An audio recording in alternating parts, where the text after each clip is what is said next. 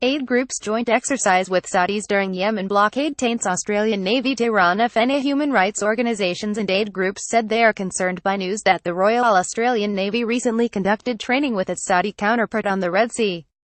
The Royal Australian Navy conducted the training as part of Operation Manitou, a long-standing joint force operation to maintain maritime security in the Middle East, ABC reported. The training exercise occurred on August 14, not far from the location where the Saudi coalition is enforcing a naval blockade of Yemen.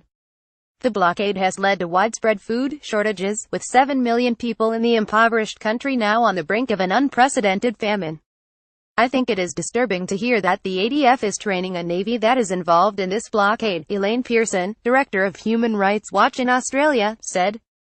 We know that the Saudi coalition has been arbitrarily delaying and diverting ships carrying life-saving goods to Yemen, and humanitarian assistance is clearly desperately needed right now.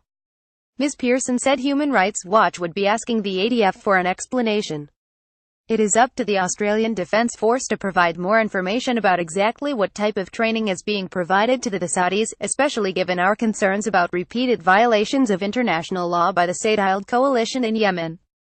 The charity Oxfam, which is engaged in aid work on the ground in Yemen, said the news of the training was concerning in the context of the complete blockade of Yemen that is being maintained by the Saudi coalition. Oxfam will be asking the Australian government for more information. We are concerned by anything that could look like support to the implementation of the blockade, says Rebecca Barber, Oxfam's humanitarian policy advisor in Melbourne.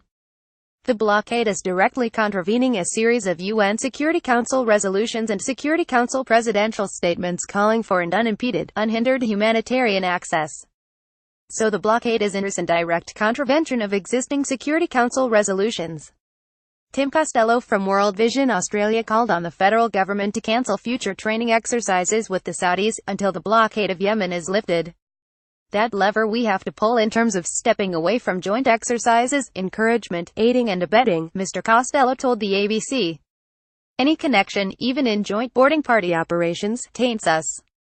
The executive director of the Australia Defence Association, Neil James, said he found the timing and location of the exercise puzzling. Particularly as the Saudis are a combatant engaged in a separate war zone, he said. Professor Greg Barton from Deakin University said Operation Manitou had been a success in past years. I think the fact that the Australian Defence Force cooperates with the Middle Eastern forces, specifically around the Persian Gulf and the Arabian Peninsula, is both understandable and necessary, he said. But that doesn't mean that Australia can't speak up. There are good reasons for being very concerned about this blockade. I don't think Australia is going to be able to change its foreign policy and its defense cooperation policy overnight. But it certainly can speak up and say, as a friend, as an ally, we want to point out the global community has concerns. The ADF did not reply to questions from the ABC about the specifics of the exercise and if there were any future training exercises planned with the Saudi Navy.